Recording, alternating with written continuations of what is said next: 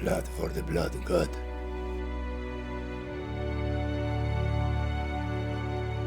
Skulls for the skull throne.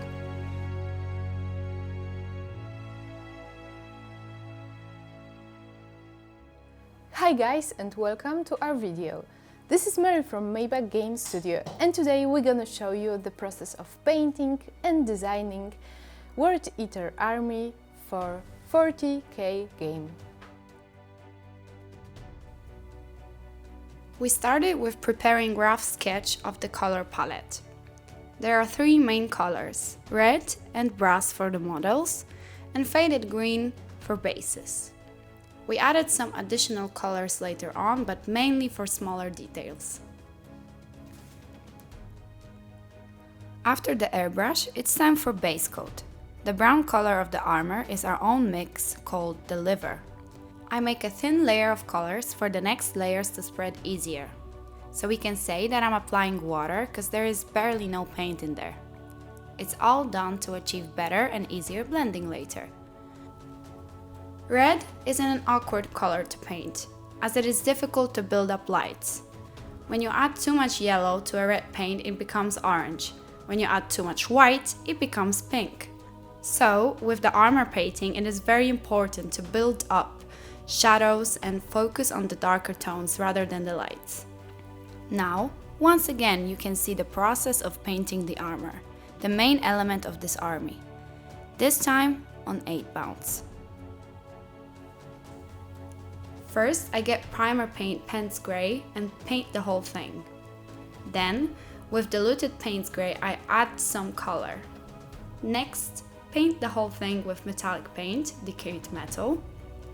I begin to add light by mixing previous paint with chrome and highlight with pure chrome. Now, we need to wash it and let it dry. Then, wipe it on highest points and done.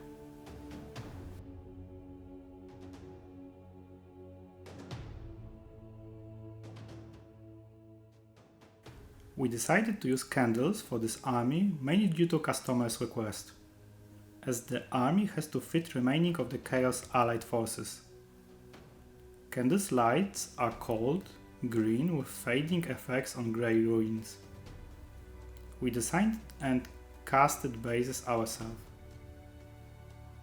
We plan to release them as separate product in the future. Here we use it as a test version. The blending of the skin is multi-staged. Another thin layer of base coat is used for a better blending.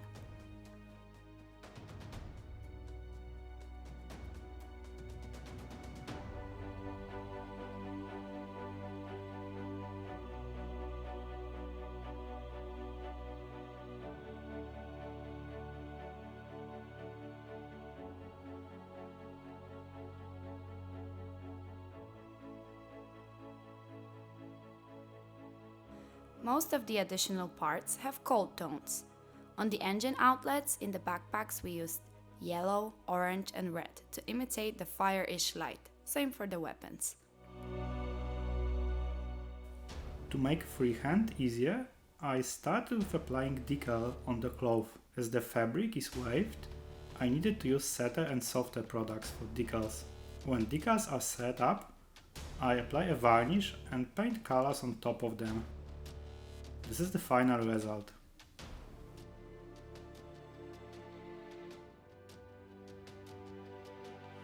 For the army, I created two Lord Invocatus models. First one is the flying variant.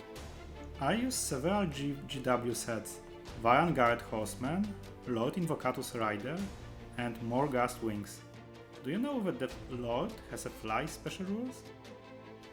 The second Lord was made in similar fashion, just bashing several kits together.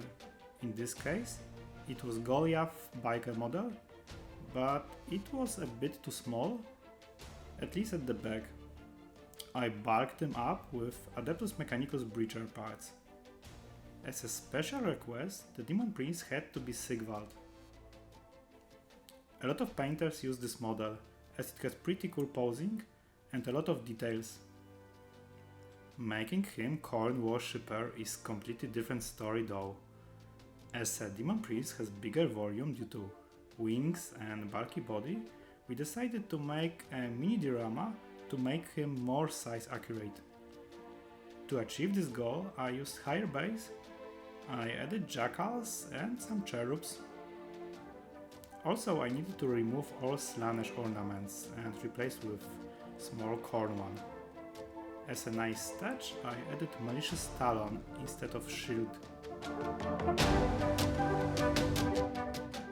Oh, Angron, a failure of the Primarch in new beefy form. The only thing that I changed is a base. Archvillain Games did a pretty cool piece of scenery long time ago.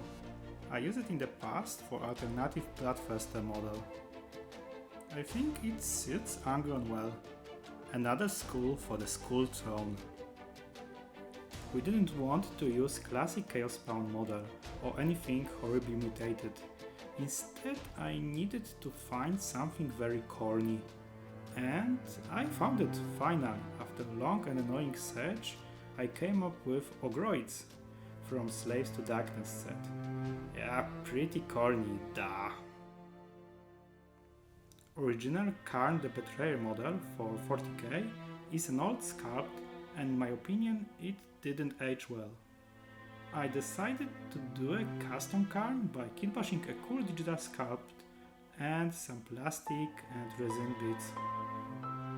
You should definitely check Bardinator at Cult3D.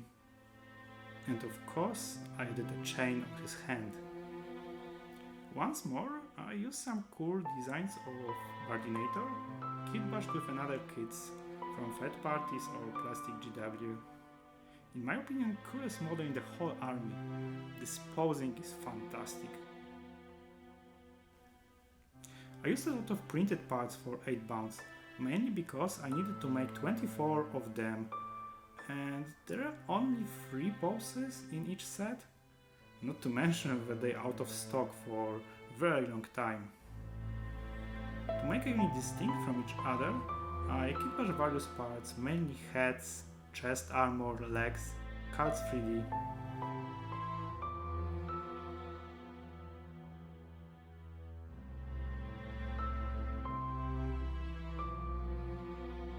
Exalted 8 bounds are kind of the same as normal one, but I added cloaks as an addition to make them exalted.